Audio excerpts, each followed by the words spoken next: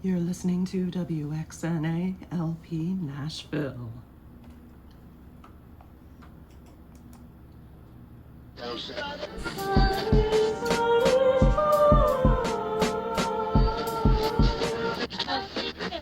having a yard sale, but it was just our dignity, you know? We chanted the mother song. We held our breath. Inhale. Exhale.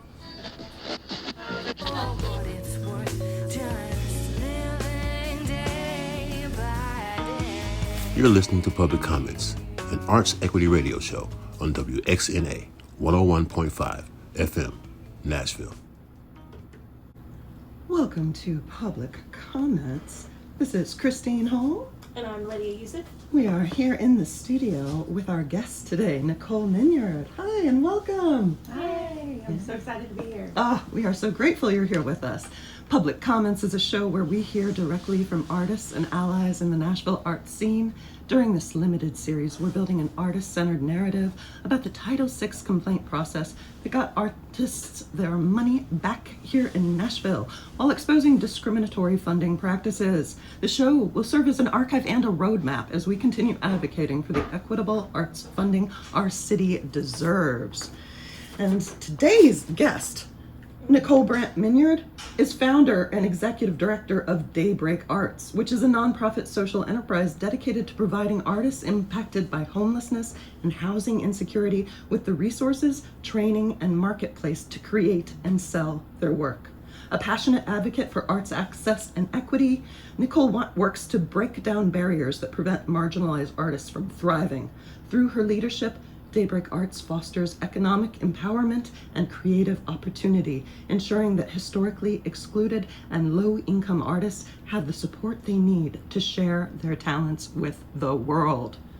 Which, I'm going to just say at the top of it, I was a teen who experienced homelessness. I was unhoused for a brief while in San Francisco, and so this particularly speaks to my heart, and I appreciate you, Nicole, and I appreciate you being with us. Wondering if you would like to start by telling us a little of your background and what brought you to this work. Yeah, absolutely. So I grew up in a really small town in Kentucky with a lot of stereotypes being taught to me about homelessness.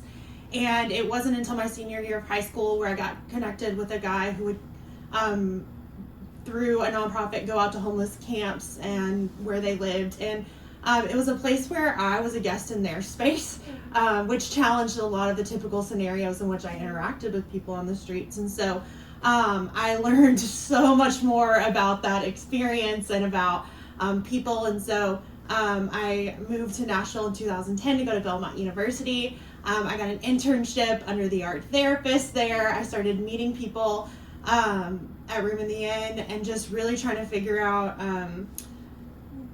how to recreate that space that I had experienced in Kentucky. And I started to play with this idea of art could be this space in which we become equals, and we're not serving someone a meal, but we're writing a poem or creating music or an art piece. And so we actually started by having community art days at Room in the Inn with visual art, music, improv theater, and creative writing. And it was such a special time where both not only just the participants at Room in the Inn talked about how excited they were to have our volunteers and to be able to feel like they were heard in such a new and unique way. And so through that experience, I met a lot of really talented artists, and they would start asking me, how do I get my art in a coffee shop? Or people see me drawing on the street every day. How can I sell it to them without a cop coming up and stopping me? Because you have to have a street vendor's license, right? There's all of these barriers to navigating the art world, even when you have creative talent and you're trying to cultivate it. And so recognizing that there was such a gap in need, we filed for 501c3 status my senior year at Belmont University, and it's kind of just been growing that work and that organization and dreaming alongside those artists as we build the programming to fit their needs and create an accessible environment for them to thrive. That is a gorgeous intro. Thank you. Another way we like to start here at Public Comments is by inviting our guests to give a 2-minute public comment, as one would at a publicly noticed meeting for, say, Metro Arts. Would you like to start us off with one of those, and then we can unpack all of the goodness you have to share with us? Yes, I would love to. And I have written a lot of emails to arts commissioners and many people over the last year or so, many more emails than public comments. But this is a lot of those sentiments that have shown up in those emails. First, I want to thank Arts Equity Nashville for your unpaid labor in doing the work that Metro Arts staff, commissioners, and even journalists have failed to do. In your fight for equity, you've been unfairly labeled an extremist organization, accused of being anti-Metro staff and anti-arts organizations. Yet the reality is that staff and arts organizations that are truly aligned with the community have supported your efforts every step of the way. Under the leadership of Director Singh, Metro Arts made historic progress towards equity, ensuring that funding reached artists and communities that had been systematically excluded for decades. His work prioritized transparency, community engagement, and a redistribution of resources that challenge the status quo. After the Arts Commission reversed their equitable funding vote in August 2023, they discovered that their decision posed a significant liability under Title VI. In response, the Arts Commission used Director Singh as a scapegoat, misleading the public and working to remove him. I remember emailing Director Singh multiple times after watching commission meetings online, both impressed and confused by how he remained so composed while being openly disrespected and misrepresented in front of his peers. Now, after his removal, I have watched Metro Arts make decisions that aid in decreasing future Thrive applicants, ultimately allowing art monopolies to continue receiving an outsized share of funding without a fight. These decisions, made by Metro Arts, dictated in part by Metro Legal and Metro Finance, have not only failed to serve the community equitably, but have actively harmed the very artists these programs were designed to uplift. For months, I have witnessed Metro Arts commissioners blindly accept Metro Legal and Metro Finance's so-called legal reasonings without asking a single substantial question to challenge them. At no point did commissioners push for transparency on why Thrive artists, many of who are historically excluded and working class artists, must now navigate unnecessary barriers like fiscal sponsorship.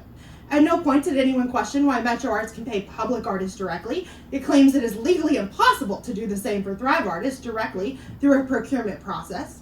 Nor did they discuss what changes, if any, were needed to continue paying Thrive artists through procurement, as had been done for the past 10 years.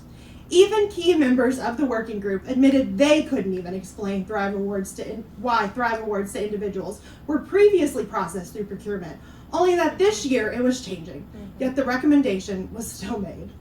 Metro Arts leadership, Metro Legal and Finance, and local media have consistently omitted key details, framed narratives with misleading and opportunistic starting points, and spoken in vague terms that prevent real solutions from being built. I began to realize that the same tactics I saw unfolding at the federal and state levels were happening right here at Metro Arts. The most insidious part was watching media and public figures intentionally repeat claims as facts, omitting key details, or simply quoting an authority figure without providing any evidence. Since 1987, nearly 70% of Metro Arts funding has gone to 10 organizations. Rather than addressing this historic imbalance, Metro Arts is now creating additional obstacles for individual artists. The Thrive program was built on community input, yet that community has been completely ignored at every step of these harmful policy changes. The delays, missed deadlines, and lack of transparency from Metro Arts staff were never held accountable. Instead, artists, the ones who have already been forced to wait, to adjust, to scrape together resources, are the ones being punished. Yep. It's time for this commission and the city to be honest. These decisions are not about legality, they are about control. They are about maintaining a system that continues to work for a select few while dismissing the concerns of those who have been historically excluded. People have asked me why I care so much about Director Singh's removal, increasing Thrive funding, and rejecting fiscal sponsorship. It's because I know that if this type of corruption can happen in a department like Metro Arts, one they consider unimportant, it can only be imaginably worse when the same tactics are used in education and policing. Artists in our community deserve far better than the leadership and government we've had this year. Oh, I'm clapping on that. Yeah, I'm taking notes. Ooh, thank you, Nicole. Oh my goodness. Whew. Say it. I am going to insert here before we get into expounding on all of that. For our listeners who might want to do some reading on this, if you are interested, artsequitynashville.org has many resources available. One of them is our documents library, and a recent addition to that, it is Arts Administrator Nicole Minyard's email chain with Council Member and Apple Committee Chair Brenda Gadd and Interim Executive Director Ashley Batchelder. So that is an email chain that goes into some of what Nicole just spoke about, particularly addressing the fiscal sponsorship issues with the arts, Parks, Libraries, and Entertainment Committee Chair of Metro Council, Brenda Gadd, and also Metro Arts' new interim executive director, Ashley Batchelder, who came to Metro Arts just recently from the MHRC, the Metro Human Relations Commission, which is the government department that was responsible for investigating the Title VI complaint that we filed. Okay, now that that's out of the way, let's get into this. Wow. Amazing. I think you just sketched out the last 18 months pretty well, and I feel like just what everyone is kind of seeing, because it's really hard to kind of summarize what's been happening in the past 18 months, but it has been, I appreciate your use of the term punishment and control and retaliation. Like, that's how it's really felt from, I think, the artist's point of view is, that this is a punishment for trying to work in our communities. So I want to just dig in a little bit deeper into the public comment before we go into your history with Metro Arts. I really appreciate also the point about this narrative that the narrative you're bringing up is that it was the commission that was a liability to the city and to the community, and yet Daniel Singh was made to be the scapegoat, and there was such a concerted effort to make him the scapegoat, and there was such a concerted effort to do the divide and conquer within the arts community as well. I don't know, one of the things that people often say that's very interesting about you is you're an arts administrator, which I'm sure you're also an artist as well. Could you speak to that kind of like the divide and conquer between artists and art administrators, and how you feel that's, part of the commission's work or effect, and then also in the art scene? Yeah, absolutely. So I think something that the Arts Commission and that people in power have in their favor is that they can start the conversation wherever they want, and they can make it seem overly complicated, and thus people don't feel like they have the capacity to really lean in and learn into what's going on fully.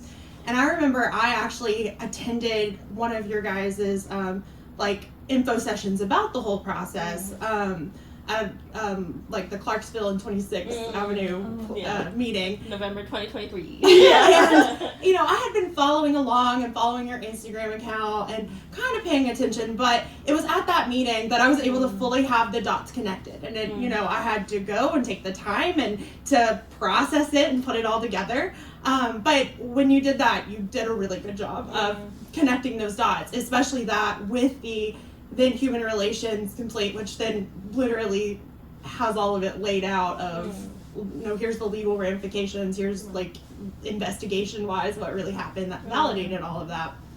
And so I think that even commissioners with the best faith and wanting to act in good faith, when they don't realize how important their power and authority is, take it for granted and don't do the hard work needed to get informed to actually make good decisions.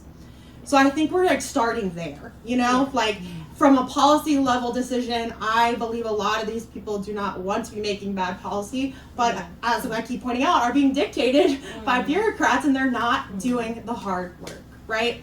And instead they're repeating oftentimes the same talking points that I've heard for the last year and a half that are not true if you actually know what's been happening and paying attention for the last year and a half. And so that has been so ominously enraging, and to watch even media repeat lies without having to source the actual amendments or things, and the just different things like that. So so that's been frustrating.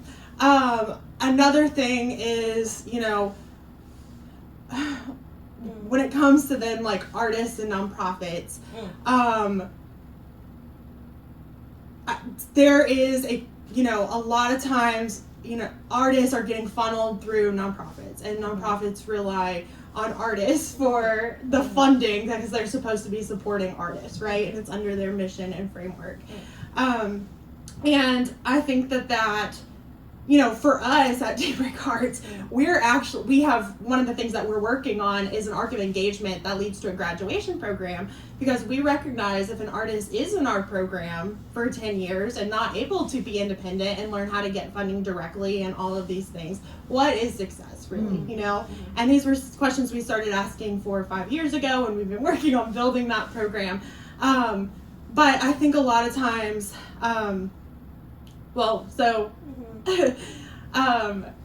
think there's a lot of different issues, because even within the nonprofit sector, if you're a nonprofit again that hasn't been paying attention the whole time and something comes up like fiscal sponsorship, you can sign up thinking that you're actively helping artists, and you take a percentage thinking I'm doing some work, I need this. That's how fiscal sponsorships normally work, without realizing that you're upholding and legitimizing this horrific act of violence that's being committed against artists this year.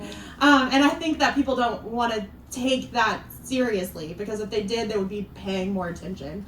And so I think that, it's easy to divide people when, again, people aren't plugged into getting the full story. And so to different demographics of people, you can weave different narratives and then start to pit them against each other. And I think that's what your work has been, important in trying to do. But even then, the problem is you are constantly having to react to the misinformation, right? You don't have the power to set the narrative. You're constantly trying to challenge the misinformation.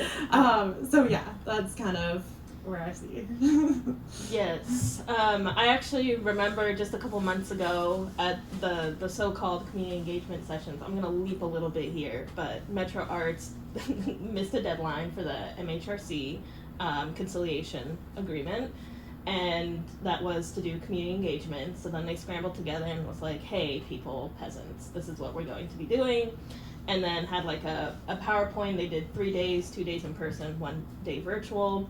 And I remember you were there the first night, and you were asking about just the legal standing for fiscal sponsorship, and you were like, "Can you just cite it for me? Just show me where that is." And at the time, the interim executive director, Paula Coleman, could not come up with that reference, and so it's just constantly. She told me there was just some 64 page procurement document online that she couldn't just fully explain right now. And again, I followed up with the commission, and I said, in an email afterwards, and said, look, this is controversial. You guys need to already have summations prepared and distributing to the community on what changed. Right. And no one has ever responded to one of my emails, been able to answer that question. Finance has never been looped in. If there was an answer, I feel like someone would have addressed it, so I'd shut up by now. Right. Oh, yeah. We've questioned the exact codes named and still have not gotten a satisfactory explanation, and going to say that it sure looks like it's a retaliation. Absolutely. Absolutely. So I want to go back to your entrance into Metro Arts, so that way we can talk a little bit more about the effort to privatize. So how did you enter the space with Metro Arts, coming through Daybreak Arts? Yeah. So, like I kind of just shared, I started this as a college student, so I did not have a lot of resources or people or networks or any other things that usually allow you to start with a lot of funding pretty immediately. In 2015, we were able to apply for Thrive funding. We couldn't apply for operational funds yet because we hadn't been 3 years old. There were a lot of barriers. So we were able to apply for Thrive funding that allowed us to pay. We did a creative coffee house night, and in preparation we did poetry and music workshops with artists, local artists and art artists. And paid them all for their work. I didn't get paid at all for that as an administrator, but that's okay. We were just really trying to, utilize these resources that Metro Arts had available. I had been lucky enough where one of the Metro Arts staff members at the time had like reached out and wanted to know specifically more about our work, and so that's even how I learned about it. And then finally we became 3 years old. We were able to get general operating funding. They had done it by budget size, but budget size, the smaller categories got a much smaller percentage. And so before Daniel had come in, the most we had ever been able to get as scoring number one in our category was $20,000. And we had and what was your budget size? That's what I was just about to think of. I was like, and I want to say we were like around 100 and like 150, 100, somewhere around there. And then creeping up probably on that 200 mark, actually, as I think about it. And then Daniel came in, he did the community editing channels. I remember being on some of those and having my own perspective challenged a lot. Like, I remember we were talking about the barriers to entry. And I remember saying, well, yeah, but like, those barriers like helped me learn how to become better and have these skills that allowed me to apply for funding to other like foundations and stuff like that. And I don't remember if it was Daniel or Justin Lang, but one of them was like, this is not about trying to educate or decide what artist skills they need. This is about equitably distributing funding. Thank you. And I was like, oh crap, I'm having the wrong conversation. I am not fully, and even I remember on the like feedback that we gave, I was like, it would be great to like show people that these are areas you could be thinking in and like start thinking in this way. Because I was just so shocked how easy it was to like fall into this like paternalistic idea of how the government should decide who gets funding. And so what was fascinating was then when, and I think that's another thing is Daniel's community engagement was so robust, it was so intentional, it was so thoughtful. It really felt like he was bringing in historically excluded artists, listening to people, and then trying to get that stuff passed. And then to hear nothing from after he's removed from the Metro Arts staff, right, for months and months. And then when we have our community engagement so-called session, those same things would come up of like the paternalistic way to like distribute money. And I was like, this is clear that all of the work we had done then is not being like compiled, distributed, disseminated, shared in any capacity. Like we're now having, like it's almost been ignored so that we can restart the conversation, right? Exactly where the new administration and everyone else wants to start it. And I just have been so frustrated at every step of the process. Because you do feel helpless, watching people in power control the show, control the narrative, and it makes you feel insane sometimes because you're like, this isn't reality. Yeah, I do want to, two things. I want to contextualize that while your organization was the highest amount that y'all got was $20,000, you had the Country Music Hall of Fame getting upwards of six figures every year. And so these art monopolies who are eating up the budget, when that, you could have gotten $50,000 to pay for a new staff position or any general operating costs. So I do want to point that out as like the huge discrepancy of where that funding is going. And then, I forgot. Oh, I was just telling someone the other day, I am just stunned by the lack of questions. Just never, I feel like, because we've watched so many commission meetings, you just sit there and you're like, nobody has a question. And I was reminded of like Amanda Deaton-Moyer, who's someone in finance, came into the Arts Commission meeting in like March or April of 2024, and she's like, Thrive is illegal, and to the grants committee, and they're all sitting there just watching her, and I was like, no questions, y'all? And she was like, the reason it's illegal is because there's nothing tangible from it. And I was like, again, no one has any questions about that? Like, no one's gonna be like, hey, music is not tangible, girly pop, so are we not gonna fund anyone at the symphony? What are we talking about here? So to me, it is always like, I finally kind of came to this realization this week of how like staged of a performance it is, because those decisions are being made behind our backs. They're just coming out here doing their little puppet show for us, being like, here's our little agenda. We're going to ask Metro Legal now to tell you peasants what's going on. And we're just supposed to sit there and be like, okay, great. So anyways, that's how, and it reminded me of when you were talking about like how intentional the community engagement was, that there was like a back and forth, and like I felt like I could hear the other side of people in Nashville as part of the grants editing panel. That now there's just no back and forth. There's no conversation. There's just, the powers that be tell, from my opinion, from my vantage point, tell the commissioners, this is what you're going to be talking about. They come in, that's what they talk about, they adjourn as best as possible. So that's what I was thinking about when you were mentioning that, all of that. I was like, yeah. Yeah, I mean, we had it on the record that the interim director at Metro Arts before Ashley Batchelder thought that community engagement was the one-to-many model of, well, we just tell the community what to do and then they do it. That was actually said at one of the community engagement sessions, that apparently an intervention was needed, that the feedback needs to go both ways. And if you're just tuning in, listeners, this is WXNA LP Nashville. I am Christine Hall. And I'm Lydia Yousief. This is Public Comments, and we are in the studio today with our guest, Nicole Minyard, Executive Director of Daybreak Arts. So you apply to Thrive, you then apply for general operating, and then what were your thoughts around the August 17th? We can't not talk about this every episode. What was going on for your organization around July 2023 and the defunding vote on August 17th?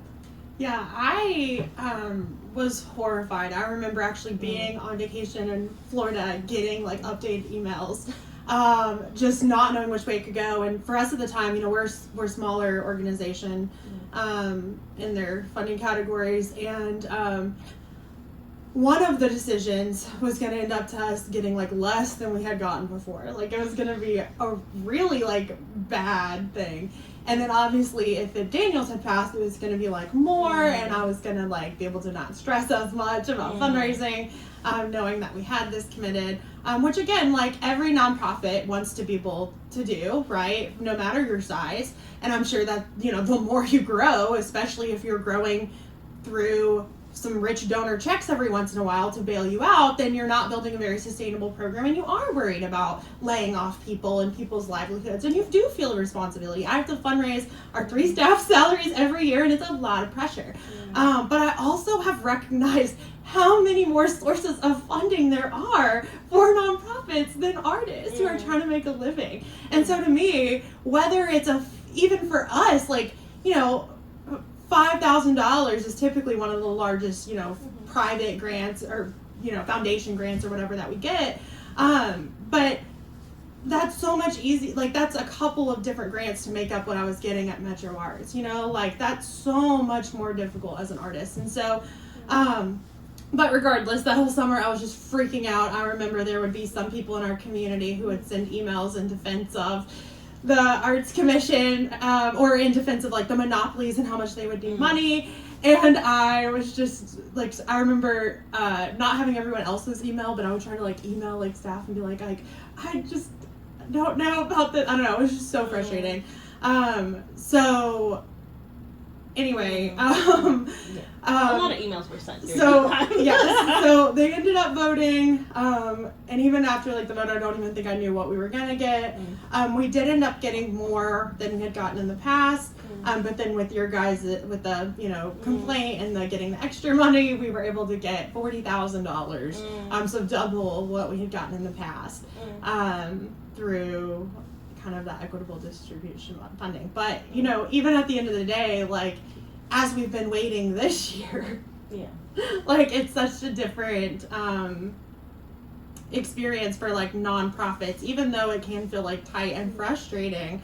Like there's artist projects who like won't be able to get done. Like they just won't get that funding because of the negligence and weaponizing confidence at Metro Arts. Like they just, I mean, they're delaying again this fiscal cycle. They did last fiscal cycle as well, after the determination was made, and we filed a complaint, but they would blame withholding the funding on the complaint when it was clearly a decision at finance, and they absolutely could have paid out what was committed. Yeah. So yes, the scapegoating and the passing the blame like a hot potato is yes, something we're familiar with. Yeah. And you've written a considerable amount on this kind of attack on Metro Arts. I think especially in 2024, there was a lot. So like Wally Deeds saying on the record during the February 2024 special session with the Arts Committee that like the commission has to close its doors now, and like all this crazy, like, oh, we don't know if Thrive is gonna exist, we're gonna move it out. Like, there were just a lot of crazy ideas being thrown out. So remind me, you wrote several op-eds, right? You've written 2. Just the one. Just the one? Just the one. And a lot of emails. I mean, it counted double at least. Okay. So you wrote one on the fiscal sponsorship. Mm-hmm. Okay. After the vote, yeah. I'm thinking of something else then, about the privatization. Maybe something else.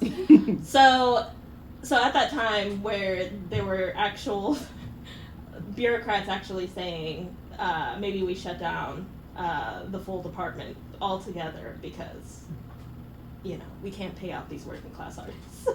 And obviously the art monopolies could easily get that money out of the budget from Metro directly. It wouldn't look good, but they could do it.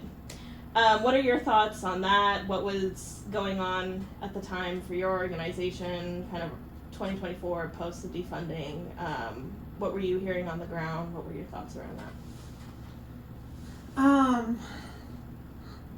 I mean, most of like that January to spring of 2024 was just me being enraged by the like mischaracterizations of Director Singh and just manufactured dysfunction. Exactly. Like making it seem like this department is crazy, right, out of control. Exactly. It needs that the to staff be... were against him. Yeah. Well, and whipping up hysteria. One of the reasons they said they were going to have to close the department is they had this looming deficit that then turned into a surplus that then went away. And oh my goodness, it seems like they can make the numbers and the law say what's ever convenient to benefit them. And I think that's why it is hard if you have been paying attention the whole time to feel this sense of like, we can't let them get away with this. Like, look at what has been happening. Look at how much they have weaponized every aspect of law, and you know, people being appointed to positions who honestly don't even know how the meeting is supposed to run, and they have a lawyer there making sure that things are done correctly. Like, this is how our government operates, you know, and they get to make really important decisions about all of our livelihoods and how our tax dollars are spent. And it's, it's very frustrating. What is your advice for folks? Because sometimes I hear people, because I'm honestly very surprised by the energy you have to run a nonprofit, stay up to date on what's happening, and then write emails, attend meetings, like come to community, quote unquote, community engagement sessions. So what's your advice for folks who feel like, because often we hear people who are like, this is a lot for me to handle. I can't deal with this commission. I can't deal with all the changing facts and, you know, the really harmful narrative that comes out of this commission. So what's your advice for folks? I think that nonprofit workers and administrators definitely have an added responsibility to show up. I know at the community engagement, I attended one in person and one online, and you know, mostly arts nonprofits who can use their day job or time that they would get paid to work and go to advocate on behalf of nonprofits. And so there's already, based on the way community engagement was done this past year, artists were already underrepresented based on accessibility. So if you do have if you are working in an administrative space where your job affords you to be able to do that, you need to be digging in and learning the whole picture, and where things started and what the conversation is about now. I think that I really appreciate that point, actually, if I can cut in. Yeah, Okay. absolutely. Because I think the big looming threat here is that privatization could still happen. There are multiple parts of Metro, whether that's MNPS or WeGo, that are privatized. So this is like a kind of a looming threat. And it will hurt not just the artists, but it will also hurt nonprofits who are not the art monopolies. So I think a lot about the drain the pool theory of like during Jim Crow when Black community members wanted to be in the public swimming pools.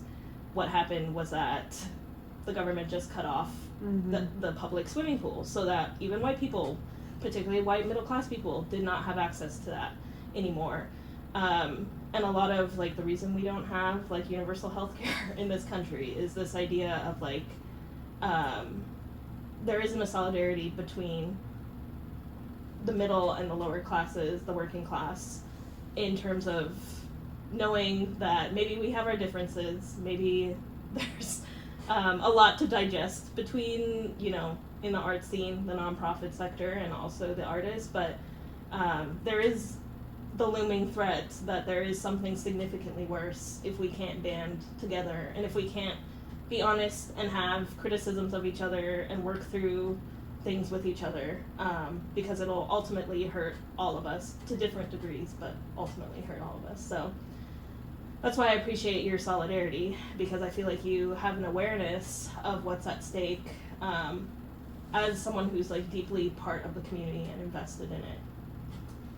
I don't know if you have any thoughts around that and like the just the general ecosystem in the United States and the solidarity work that needs to be done.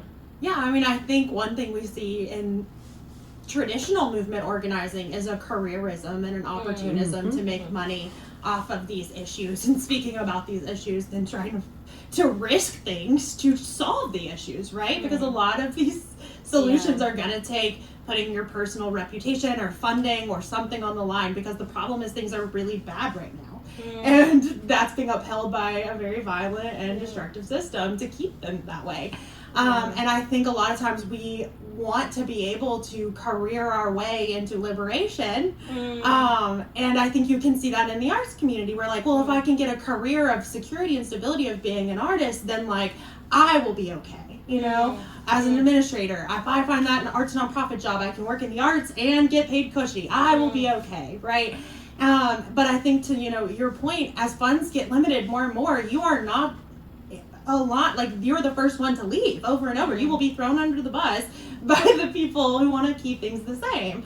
And so I think it's really important for people to orient themselves with the community, with the working class, with people who have been excluded, because they already know what it feels like, and are, you know, necessary, I don't know, to building those solutions and like having the answers, right? But it will take, you know, sacrifice or risk or a level, you know, and I've seen people, I think one of the most frustrating parts of this whole, you know, year and a half is watching people be absolute cowards. People that behind the scenes will express solidarity and then be unable to challenge anyone in a room full of their peers. And I think that you can have the best, you know, beliefs or stance, but that's actually the part that's needed, and that's the part that you guys have been doing as you've gotten accusations and been called all of these things, and I think that's what people are unwilling to do, and it's an uncomfortable work, and that's the truth of it, but change is uncomfortable. For those of you just tuning in, this is WXNALP Nashville. This is Public Comments, a show dedicated to advocating for equitable arts funding in Nashville. I'm Christine Hall.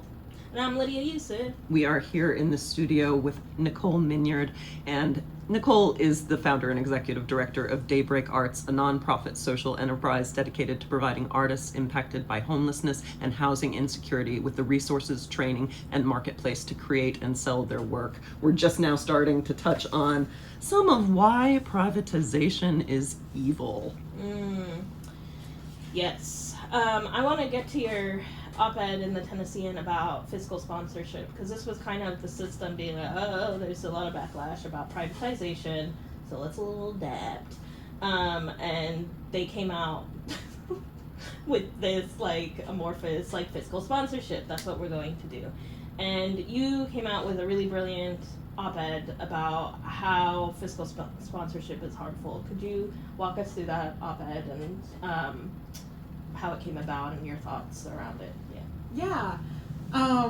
I think one of the most frustrating parts about the recommendation of the fiscal sponsorship is it really was recommended under the guise that we had explored all other options alongside the community even, and this is what is best for everyone at this moment, right? And that was excluded from any narrative given about why, you know, we needed fiscal sponsorship. And so I even pushed back about that in the community engagement sessions in multiple emails, like why are people not providing other options that they've explored if they've explored other options? Like otherwise here we are just with this one being pushed down people's throats despite widespread opposition. And I think, you know, multiple things that I brought up in the op-ed and those community engagement sessions is, you know, even with, you know, a percentage waived or whatever, right? You have, you know, the moment a nonprofit enters, we have a nonprofit status, right? Like we have a mission, we are obligated to certain things. And so there's going to be this potential conflict of interest if you're requiring certain artists who want to do different types of exploratory art that doesn't fit in with traditional organizations that want to be a fiscal sponsor. So I was worried that we were going to see a limitation on the amount of art that was going to be allowed and able to be produced if it needed to be run through nonprofits that had a nonprofit status and different funding and stakeholders and all, you know, people that they needed to please, right? So I felt that that was a huge limitation. I felt that the lack of transparency around how much would be required as a percentage and artists needing to negotiate, and you have situations where some artists who are better at negotiating get better deals than other artists for similar projects. Like none of it made any sense at all. No one was able to answer or clarify those issues, and we're still seeing those problems play out right now as I, you know, continue to get people requests about fiscal sponsorship, and I'm like, why is Metro Arts not giving you the answers you need? Why are you wasting your time coming to me? Yeah, and the amount of labor and time it takes for you to field all those calls and questions, you know. It always is remarkable to me when you have staff members on Metro Arts who they got benefits, they're getting paid 6 figures, and they're like, I am doing my job. I'm fielding calls. And it's like, yeah, some of us are fielding calls, and it's not part of our job. Well, I think it really does go to show the lack of trust that people have in the department right now.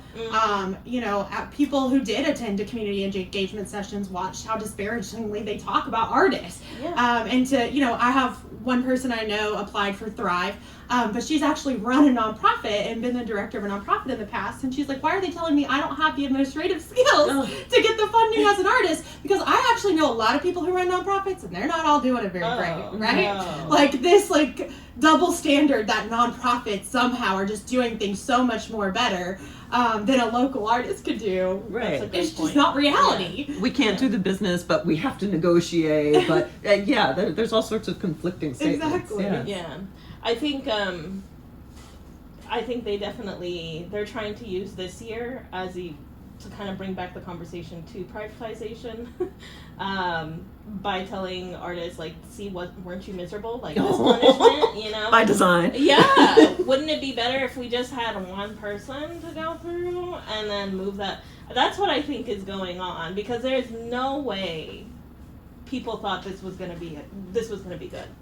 There's no way people didn't see a defunding coming. I mean, we could see it coming for so long, and that's what the situation that they've gotten themselves and the community into over and over again. This is a pattern that keeps repeating. Yes, people are lacking trust in Metro Arts. They keep talking about the need to rebuild and it being a transition, but they've kept themselves in emergency maintenance mode for years and years. As soon as the equity of the department began to be questioned, even though it's encoded, even though it's their mission, as soon as they're brought to task to move the needle of funding, people start creating chaos and moving out the equity workers and working on these short schedules arbitrarily, even after deferring tasks for a year. But then, oh no, hurry up and rush, Oh, we waited for a year. We couldn't see this coming. Could you not? Yeah. Because we've been warning you. Yeah. And at first it was like, you need a Giving Matters profile if you're going to work with a certain fiscal sponsor, nonprofit. Now it's like, you don't need a Giving Matters. And then it's like, you need IRS status. Oh, no, you need a very specific IRS status. And then you need, like, the back and forth. And there's no, like you were saying in your public comment, there's no accountability. So. Yeah. Right. Well, and accountability is one of the things that, at least this way, we can push for it. We can get transparency through the FOIA request, the Freedom of Information Act request that we put in. And we have the sunshine laws so that they have to have open meetings. Even if they try to subvert that and get around it, we do have these protections to hold it to task that our tax dollars should be distributed equitably, that they should do this all transparently. But if it were privatized, we wouldn't have that power of request even. Right. Yeah, and I do think great example of how much they haven't been listening to the community on like any level is when it comes to scoring applications. And so, the sentiment comes up over the summer that they need to score applications. I send an email in the fall saying, why have you not scored applications? Director Singh had us complete applications earlier so that they could be scored and that total could be used to advocate for funding. Like, this was all done for a reason, and you neglected this very fundamental part of a grant application process. And only for us to get to the Metro Arts staff presenting models in November, December, and them saying, oh, these don't work because you don't have real numbers. That was infuriating. I mean, I'm told to them. Yeah, exactly infuriating. And I have been on standby for a year as one of those potential panelists to score those. I understand that they needed to resubmit applications because of this contrivance. Nonetheless, we could have scored the applications that existed. The panelists were all there ready, waiting for a full year. And I just got notice that I was accepted. But guess what? There was a pay cut from $500 to $350 to go through more applications than ever. It's so petty to be scraping from the bottom to add it to the top. And I will say, when it comes to the failure to score, I've heard from multiple artists that they were afraid to speak out and to speak up against Metro Arts because they were afraid of being retaliated against in the scoring process. Absolutely. And if they knew what their score was already and that couldn't have been changed, they might have been able to advocate for themselves differently. So I think it's just another example of how they are not seeing the power dynamic and their position of power as a commissioner or in different roles. And they were even thinking, of like canceling all the Thrive apps in August. Like, they said that on the record, like that was normal behavior. Just like all the hours that people spent on their projects, and it goes back to this idea of them not fully understanding that the artists are not like these, gold diggers, These are real artists with real projects. The real gold diggers are the people who are hoarding at the top, right? There was something that you said that I wanted to go back to. What did you just talk about? You were talking about... I don't know. There were a lot of good stuff. Okay. Okay. I do want to also talk about this mentioning... I don't know, Christine, if you had a follow-up to that, because that'll change the combo a little bit. Well, I just stepped off mic to welcome the next show, so we have about 13 minutes left, and that was what I was doing. Okay. I wanted to talk about careerists, and I think that's a very something that we've seen a lot in this process, is like people who defect from the community in order to protect their own career ambitions. I was wondering if you could speak a little bit more to that and to how that impacts community work and the power dynamic in a community as well. Yeah, I mean, I think it's really hard because at the end of the day, most people are struggling right now, right? Like that's like an objective reality of a lot of people's conditions. To even get healthcare, really good. You get healthcare, still paying a lot for your stuff. So, and there's this, there's this understanding in America that if you build a career, you can find that stability and security. And I think for, the millennial generation and Gen Zs, they're seeing that less and less. So there's this desperation to find the money and the stability where you can. But what that means is that all nonprofits or governments or institutions have to do is throw money at something in order to co-opt it, right? To co-opt you as an organizer, to co-opt your movement, just start giving this movement tons of grant money, and all of a sudden their scope is limited on what they're going to say, on what they're going to do, because now they have healthcare, right? Yeah. And that's an unfortunate contradiction that the society has set up for us. And so I think that, at the end of the day, aligning yourself with the community and building collective power allows everyone to get the things that we need, instead of separating from the community for yourself, and then the moment there's a crisis, you're still kicked out anyway, and then you still don't have the community. Because I think that that's such an important thing to know, is like these middle forces are the first to leave when budgets need to be cut, right? And it's just not worth trying to, or in my opinion, I have not found that it's worth to it. But I also started this organization with very little money and have not been I work with people experiencing homelessness, so I see like how much worse that it can get and how privileged I am, and so it's very easy for me to feel like I'm barely even sacrificing much when I see how much the system can really, really harm and is harming people every day and minute. Oh yeah. No, I mean there's a general lack of awareness about how solidarity does actually benefit everyone. That's real. I mean, we see all these separations and divisions between the classes and between all sorts of other ways that people have devised to divide people. But the thing is, we are only as great as the least among us, and that is a practical fact. Poverty creates crime, and that's a reality. Starving artists don't have to be starving. We have enough with our tax dollars to go around. It's just that it's been consolidated at the top, which is a problem that we're seeing throughout the system. It is systemic. Poverty is a tool for control. So I remembered what I was going to say right when you were talking, so I'm going to lead back to the scoring, because that was one of the things that was infuriating for me was the continual use of the number. Oh, we have 6 million requests. We have 6 million requests. We only have like 3.2 mil guys. And to me, I was like, that's not something you should be talking to the community about. That's like, you take that to council and say, I need a minimum of 6 mil, because that's how many requests came in, unscored applications. But that's not my problem, that you have 6 million requests. And technically, you would have been able, to fulfill all those requests if all of them scored 70%, if we had followed Daniel's model of getting the application scored. So it was just so much like, here are some numbers, here are some charts. You guys don't know what you're talking about. We know what we're talking about because we have a graph. We have data visualizations.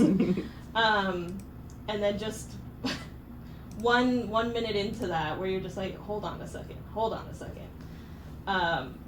We don't have any concrete numbers that we're working with here, but we're making policy decisions on, hypotheticals and just whatever comes to our head.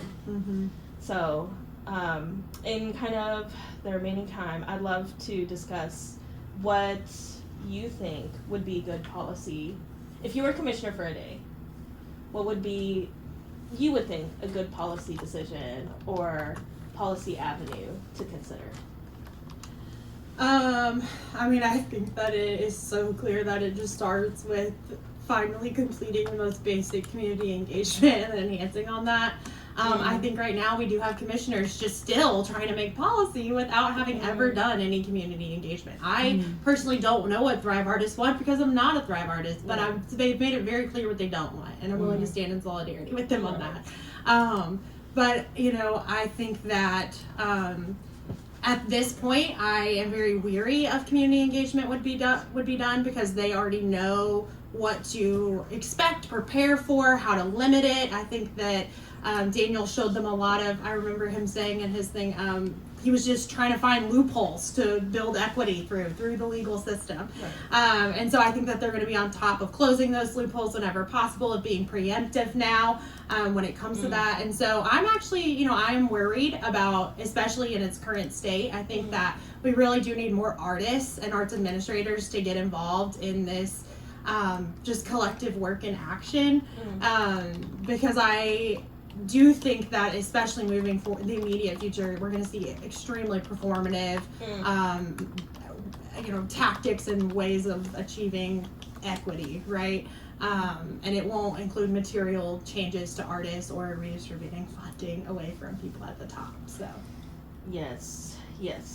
What are your thoughts in terms of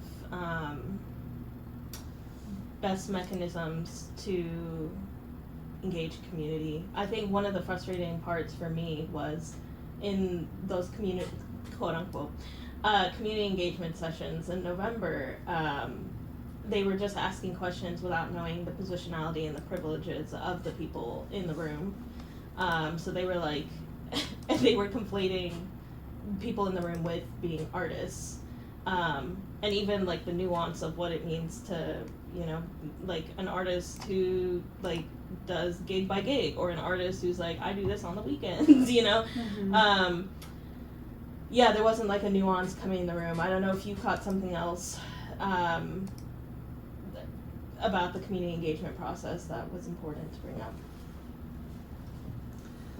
I mean, yeah, I think something that would also be very important is I filled out a lot of surveys. I want to see everyone's answers. Like, why are we not being just transparent and disclosing the results of all of the feedback that we have accumulated? And I think there was a reason that all of that was hidden and not shared with the community, because it went against every single thing they tried to propose and recommend to the commission. So that would not benefit them. Just wildly speculative. Just, you know, like, just taking a guess. I think that, like, you know, obviously you need to have sessions. I think paid sessions are good. I think that figuring out ways to get into the communities that are historically excluded,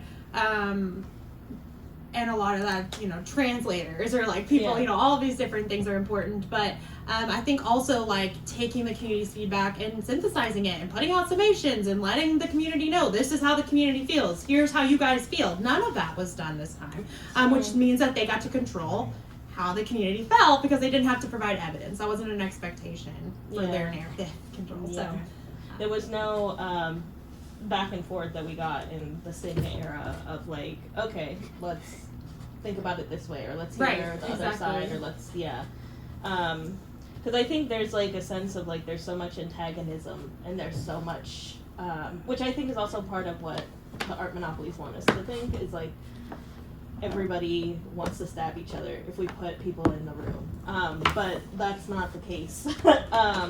At least that's what I found in the Grand Sunday panel, is like even though there were tensions in the room, there was, we can work, like humans want to work this out. And I think when you see me and you hear me, or someone like me, and I hear somebody else, like a black artist talk about what's going on in North Nashville, or another artist talk about saving something in East Nashville,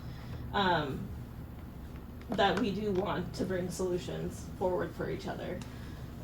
But the problem is that we are continually, like you said, we're very afraid. We don't want to make the sacrifice of having to change maybe an opinion, how we feel about somebody or how we feel about it ourselves.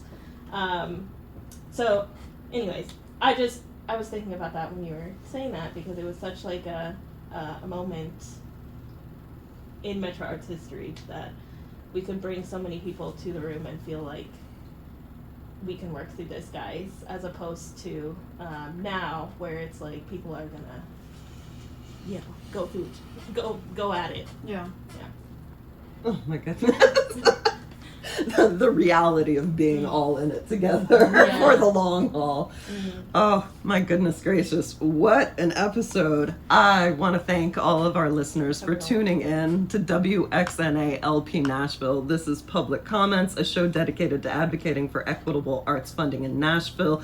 We are Arts Equity Nashville. I'm Christine Hall. And I'm Lydia Yousief. We have been here today with our guest Nicole Minyard of Daybreak Arts. If you are interested in finding out more, you can go to daybreakarts.org or on Instagram at nicole.minyard and at Daybreak Arts. Arts Equity Nashville is artsequitynashville.org. We've got lots of good resources there. If you're interested, you can read the op-ed that we've been talking about under the mentions section. There's lots of documents in our library. And we are also on Instagram at Arts Equity Nashville. We have a working artist survey if you're interested in making these bits of data public, sharing this information. Please go ahead and find that if you are interested. And let's see, we'll be back next Saturday from 1 to 2 p.m. Central. Right now, we are going to be turning it over.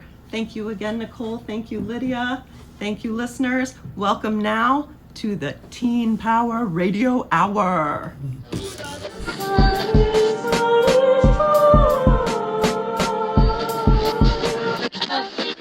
I was having a yard sale, but it was just our dignity, you know? We chanted the mother song. We held our breath. Inhale. Exhale.